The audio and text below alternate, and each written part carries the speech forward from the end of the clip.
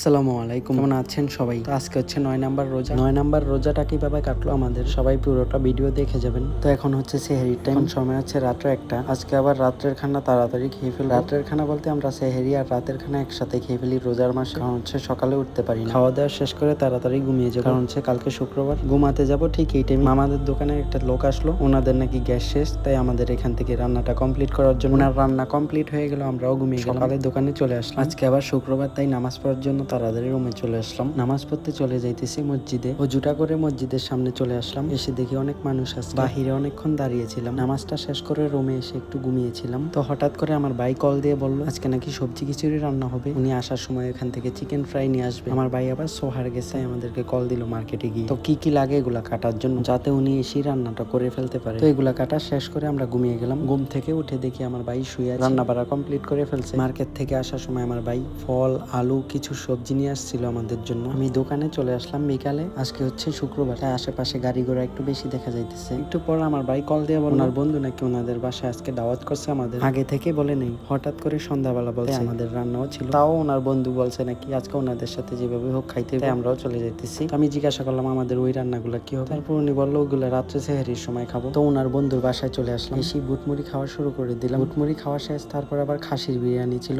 আস্ত মাথা এবং কি খাসির গোস্ত ছিল। আমরা সবাই একসাথে বসে খাওয়া শুরু করে দিলাম। ক্যামেরার ভিতরে এত ভালো করে বোঝা যাইতেছে, এখানে অনেক পরিমাণ খাবার ছিল। আমরা 6-7 জন একসাথে খাইছি, তাও শেষ করতে পারিনি। আমার খানা শেষ, তাই আমার ভাইকে বলতেছি যে কি খাবার খাইলেন, সবাই মিলে শেষ করতে পারলেন না? আমরা খাওয়ার পরে অনেকগুলো খাবার বাইচা গেছিল, কিন্তু এগুলা সবগুলা ফালাই দিতে হয়েছে, কিছু করার কারণ কালকেও খাওয়া যাবে না, কারণ হচ্ছে রোজা, এই কারণে। তারপর ওনাদেরকে টাটা দিয়ে চলে আসলাম। ভিডিওটা এই পর্যন্তই ছিল, সবাই ভালো থাকবেন, আল্লাহ হাফেজ।